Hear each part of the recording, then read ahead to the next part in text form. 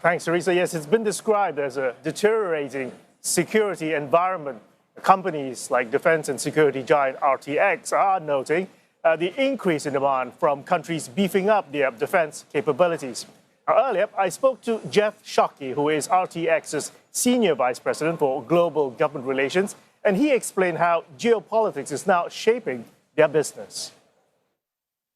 You think about our mission, kind of it's defending democracy around the world, noble mission for our company. I think what you're seeing as a result of the war in Ukraine, everything that's going on in the Middle East, and the potential buildup in the Taiwan Straits, I think countries are becoming more focused on what they need to do to defend themselves and be prepared if they need to go further than that.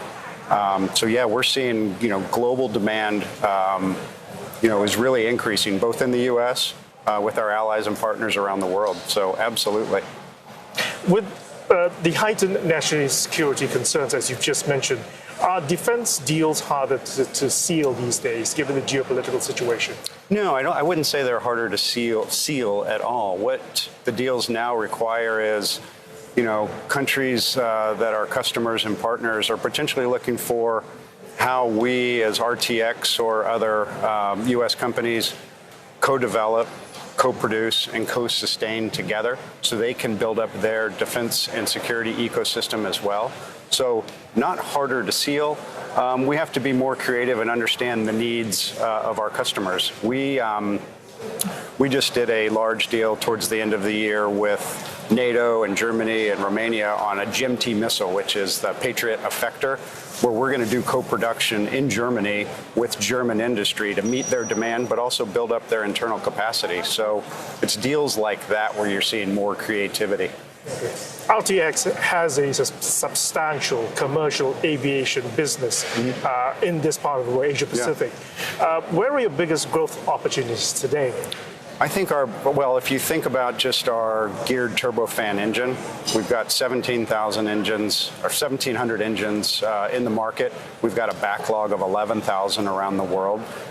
It's also what we're doing to increase our MRO capacity.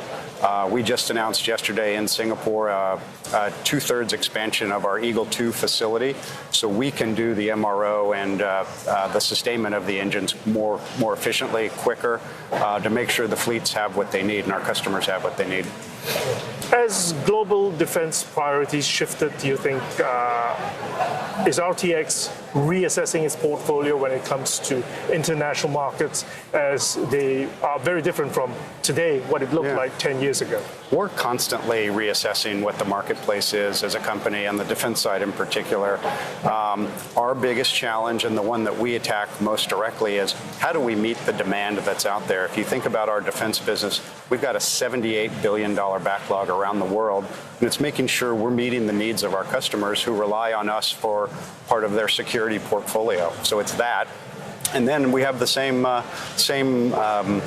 backlog type on the commercial side, where overall between defense and commercial, it's almost a $200 billion backlog. It's great to have the backlog, but our customers like the products. Okay. Supply chain issues, labor chain issues, those are the biggest problems facing the aviation sector as we speak. How are you going about overcoming that? Yeah, we do it in partnership, particularly with the Pentagon, what they need to do to help us on our supply chain, critical minerals, critical materials, making sure, again, that we meet the demand that's out there, because the U.S. and our allies rely on the weapon system that we make. So we're working hard on that. We have throughout our supply chain, we place our employees with key suppliers to make sure we're tracking materials. It's getting better. I think we saw about a 7% uptick in material delivery in 23. We hope that we continue to make those improvements as we move into 24 and 25.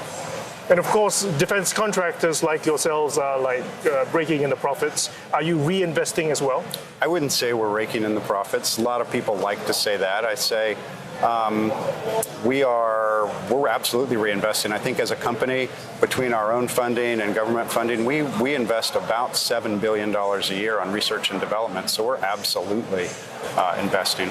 Okay, so alluding to that fact, defense contractors like yourselves are hampered by fixed price development programs, especially when margins are now being eroded by higher production costs. So are costs moderating anytime soon? Well, we're trying to make sure that we are addressing fixed price, making sure our contracts have the right provisions for inflation with our supply chain. So it's that, as we tackle the challenges out there, we're going to be more discriminative as we look at what we bid on, whether it's fixed price development, cost plus, whatever it is. We're going to be a lot more thoughtful than maybe we had been, and I think all of industry is saying this, as we had been in the past, to make sure we don't end up with bidding something to win it and then either not being able to deliver it on time or within the budget. Emerging technologies. What is RTX working on right now in terms of adapting or even incorporating artificial intelligence? Well, we have our technology roadmap. We've got 13 technologies that we focus on as a company, and that's where we place our bets, whether it's in AI or other materials. Years ago, when we developed some of our really powerful radars, we invested in a GaN technology.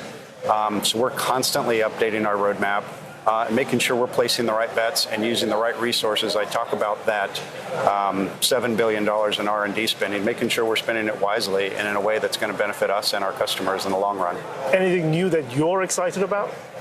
Well, you think of high-powered microwaves, things like that, as we're trying to grapple with drone defense, low-cost drone defense. I think we're looking at some of the emerging technologies there for land-based, ship-based. What can we really do to make sure that we're able to confront that threat? And that was RTX Senior Vice President for Global Government Relations, Jeff Shockey.